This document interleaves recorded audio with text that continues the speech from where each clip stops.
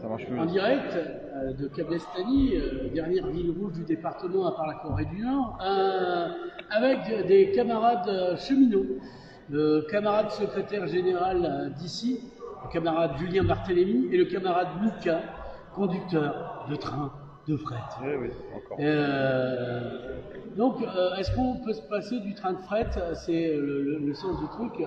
À fret, on va éviter tous les jeux de mots éculés là-dessus. Non, plus sérieusement, je suis un grand fan de Romain Gros. J'ai vu qu'il se représentait aux législatives, puisque nous sommes en temps de législatives. Et Romain m'a dit, parce que moi je suis fan du train de fret, et là Romain me dit c'est grâce à moi. C'est grâce à moi que le train de fret repart. Alors moi je dis Mika, toi qui le conduis, pas le Romain Gros, le train de fret, est-ce que c'est vrai? Et monsieur Romain Gros, qu'on avait rencontré à plusieurs reprises sur ce sujet-là. Ouais, et notamment ces vitrines sur lesquelles vous aviez collé plein de trucs. Et oui, on l'a rencontré plusieurs fois. Non, on l'a rencontré 2-3 fois, je pense, sur le train. C'est pas toi qui l'a frappé. Sur le train des primeurs, par rapport au train des primeurs, ouais. Je pense que c'était surtout sur ça que tu voulais parler. Et il voulait même pas signer la pétition CGT. Parce que il croyait que s'il signait la pétition CGT... rouge. Non, il allait pas être investi pour la mairie de Perpignan. Donc du coup, il a pris. Du coup, heureusement qu'il l'a pas signé. Du coup, il a pris une veste à la mairie, mais bon, il n'avait pas signé la pétition non plus, donc voilà. Non. Après c'est la victoire. On va pas dire que c'est une victoire, puisque le train il est qu'à moitié. Hein. Alors il y en a qu'un. Il y en a qu'un tous les jours, mais il est composé que de 12 wagons, alors que l'origine c'est 24 wagons. Voilà. Et il est vide au retour.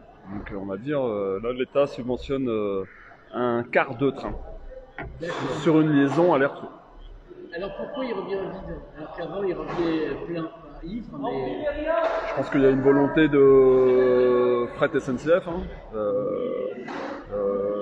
qui appuie pas et qui cherche pas à rentabiliser ce train. Là grosso modo c'est l'État qui finance, quand même à 4 millions d'euros l'année, même pas l'année. Il est pas optimisé. Sur 8 mois même. Ah ouais, d'accord. Parce que là, il va s'arrêter le 15 juillet pour reprendre le 1er novembre. D'accord.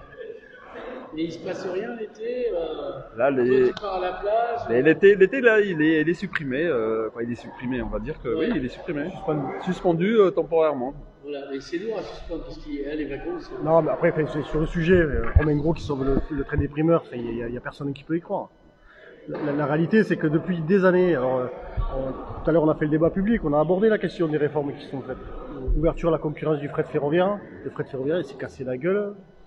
Plus de la moitié des trains qui ont été supprimés. Les 300 triages ont été supprimés, il n'en reste plus que. Ça a été dit tout à l'heure lors du débat public.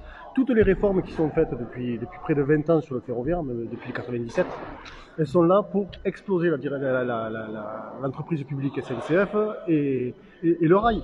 C'est ça qui se passe. La réforme de 2018, le pacte ferroviaire, a été voté par Romain Gros. Comment on peut croire que Romain Gros a sauvé le train des primeurs alors qu'il a voté une réforme qui casse encore plus la SNCF et le service public ferroviaire? Donc, voyageurs et fret. C'est complètement débile de pouvoir dire ça.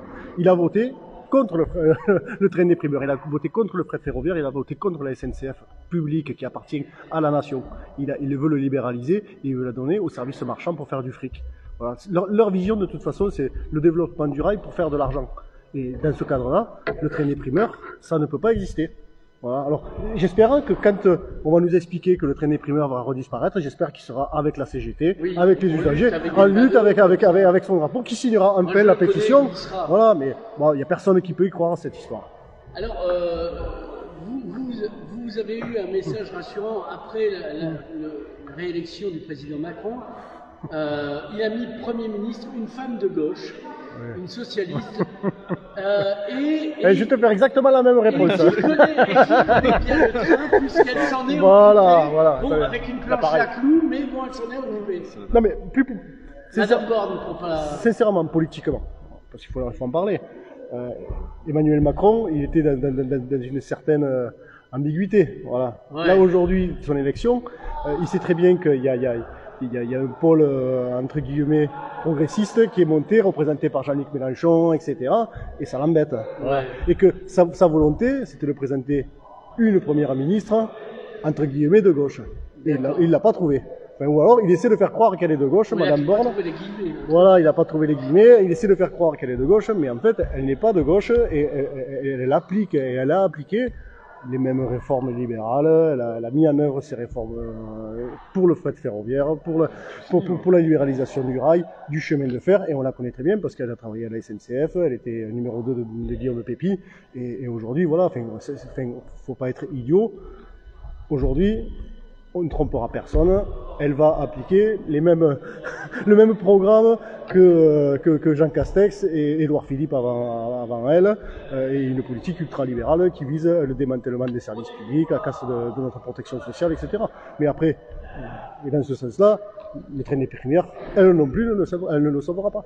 Alors, on a parlé de train, on a parlé de fret, et tu me disais que tu ferais bien un débat avec le maire de Port-Vendre sur le fret en général, puisque les bateaux arrivent de bananes notamment. Non, mais ça fait partie des propositions, parce que voilà, quand sur le département on parle du fret ferroviaire, de suite on commence à parler du train des primeurs. Mais le fret ferroviaire, c'est pas que le train des primeurs, c'est comment on va réussir à développer le transport fret, marchandises, sur le rail, quoi. Ouais, sur le ferroviaire. Il y a 18 000 camions qui passent tous les jours sur l'autoroute. Voilà. Mais comment on fait en sorte pour que ces camions, au lieu qu'ils partent, qu'ils soient sur nos autoroutes et nos routes, ils circulent par le rail. Il y a une proposition. Il y a une proposition qui est facile à faire. Le port de Port-Vendre. Le port de Port-Vendre, toutes les semaines, il arrive un bateau de 1000 tonnes de bananes. Et ces 1000 tonnes, elles sortent du bateau, on les met on les entrepose dans le hangar frigorifique, et ils repartent en camion jusqu'à Saint-Charles, mais même au-delà, Rungis, etc. Alors que la voie ferrée à Port-Vendre, excusez-moi, elle existe. Hein. Elle passe à 800 mètres. C'est très loin, 800 mètres. Il suffit juste d'investir, allez, un petit million d'euros. On investit sur une machine, des wagons, et on fait partir des trains toutes les semaines, des trains pleins de bananes pour aller irriguer nos mines. Excusez-moi, voilà, c'est quelque chose qui est facile à faire. Ça mérite, mais c'est bien, oui, c'est un engagement politique qu'il faut. Et là, est-ce que c'est le conseil départemental? Parce que 60% du territoire, et notamment le port, appartient au conseil départemental, mais c'est pas que le conseil départemental. Voilà. C'est la direction de la SNCF. C'est la SNCF à remettre l'entretien sur la voie qui va jusqu'à Port-Vendre. C'est un paquet de personnes à mettre sur autour de la table. Mais c'est faisable. Et c'est pas les seuls. Faut qu'il y ait une volonté quand même. C'est 800 mètres, c'est colossal. C'est une volonté. Non mais ce qui est aberrant, c'est que cette liaison, cet embranchement particulier, c'est comme ça qu'on l'appelle à la SNCF, il existait. C'est pourquoi il a été fermé. Oui, c'est ce que je disais quand j'ai pris la parole. Ce que disait notre camarade, il y avait une toile d'araignée qui n'existe plus. Exactement, c'est ça. Tu oublies pas, Gabriel? Bien sûr. On est en direct, Karine. On est en direct, Karine. En direct. En direct, non. Bon, après l'interview de Karine Tartas. Voilà, non mais comme ça on fait la promo.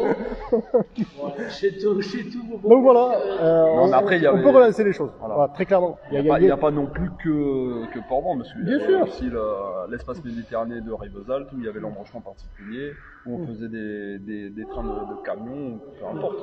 Là, il y a des terrains vagues. Il y a des vagues terrains même. On pourrait faire un triage, amener l'autoroute n'est pas trop loin, et amener des semi-remorques.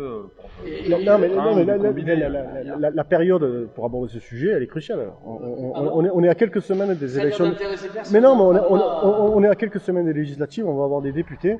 Et il faut une décision politique, mais pas politique, c'est pas le conseil départemental qui va décider de remettre des trains de fret en circulation. C'est une loi cadre. Ils de tout leur poids pour y arriver. Exactement. Comme la région, comme l'agglo, comme chaque citoyen. Nos candidats, ils en parlent pas assez. Alors heureusement, aujourd'hui, on avait une candidate de la NUPES qui était présente. La suppléante de monsieur Daspe. Voilà, Sylvie. Voilà. Et ben, écoutez les propositions qu'elle a faites, c'était assez intéressant. Après, voilà, il faut vraiment avancer sur la nécessité d'avoir des. Je crois que la candidate Nathalie Cullel vous a bravement défendu pendant le débat France 3 aussi. Ouais. Oui. Voilà. Oui, les arguments. Elle avait même demandé des questions aux camarades pour être un peu affûtée. Elle y est allée à fond. Et quand ça passe, je vous incite parce que c'est un beau moment de télévision. C'est pas mal. Très bien. Bien, chers camarades, dites-moi quand est-ce qu'elle est la prochaine conférence et où? Non, on fait un débat public jeudi prochain à 18h au Casal. Alors là, c'est la derrière CGT. Aragon, c'est ça? Ouais, c'est avenue des usines, 23 avenue des usines. Ouais. Non, pas des usines, du lycée. Du lycée, oui, c'est 23 avenue du lycée, non, c'est pas pareil. 23 avenue du lycée, 18h le 8 juin, on va aborder plus les questions sociales, emploi, salaire, protection sociale, les retraites, 9 juin. les questions de service public, mais surtout les questions environnementales. Chers camarades, merci. Voilà.